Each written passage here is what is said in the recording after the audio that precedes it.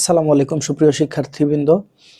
আজকে আমি তোমাদেরকে কয়েকটি ম্যাথ সমাধান দেখাবো, অর্থাৎ কাজ শক্তি ক্ষমতা থেকে আমরা আজকে কয়েকটি ম্যাথ সমাধান করব। দেখো, এই ম্যাথগুলা তোমাদের এমসিকিউ এবং গ নাম্বারের জন্য অনেক গুরুত্বপূর্ণ। তাই এই ম্যাথগুলো শিখে রাখলে তোমাদের বেসিকটা আরো স্ট্রং ভাবে, অর্থাৎ কোন সূত্র তুমি কোথায় কাজে লাগাবে এটা দেখলে তুমি ভালোভাবে বুঝতে পারবে নিজেকে। ঠিক আছে, দেখো আমরা এই ম্যাথটি সমাধান করব। 5 মিটার পার সেকেন্ড বেগে গতিশীল 10 কেজি ভরের একটি বস্তুর উপর তার গতির দিকে আরো 20 জুল শক্তি প্রদান করা হলো, তাহলে বস্তুটির বেগ কত? দেখো ভাইয়া, এখানে একটি বস্তুর উপর 10 কেজি ভরের একটি বস্তু, 10 কেজি ভর, হ্যাঁ,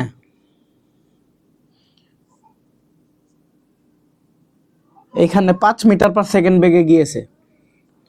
5 মিটার পার সেকেন্ড বেগে সে কি চলমান ছিল, হ্যাঁ, এবং তার গতির দিকটা কোন দিকে? এই বরাবর না, তার তো মন্দন হয় না নাকি? দেখো 5 মিটার পার সেকেন্ড, এখানে তো প্লাসই আছে। দেখো এখানে আরো 20 জুল কাজ করা লাগছে, অর্থাৎ তার গতির দিকে। হ্যাঁ, তাহলে বস্তুটির বেগ কত হবে? দেখো আমরা গতিশক্তি, ইনিশিয়াল গতিশক্তি যোগ কত 20 জুল শক্তি প্রদান করেছি না? দেখো 20 জুল তার গতির দিকে, অর্থাৎ প্রথমে যে তার গতিশক্তি ছিল, প্রথমে তার গতিশক্তির পর আমরা আবার তাকে কি তার গতির দিকে আরো 20 জুল শক্তি প্রদান করেছি, অর্থাৎ এখন ই ফাইনাল।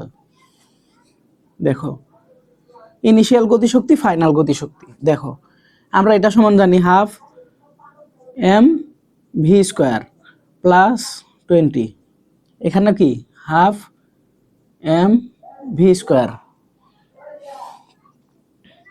এখানে আমাদের ইনিশিয়াল বেগটা হবে, দেখো এখানে আমার ইনিশিয়াল বেগটা কত?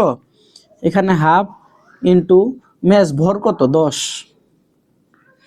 ইন্টু আমার বেগ কত 5 square plus 20 into half into mass কত ভর 10 ইন্টু ভি স্কোয়ার।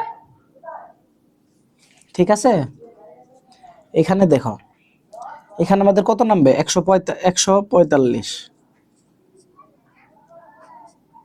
145 আর 10কে অর্ধেক করলে কত? 5।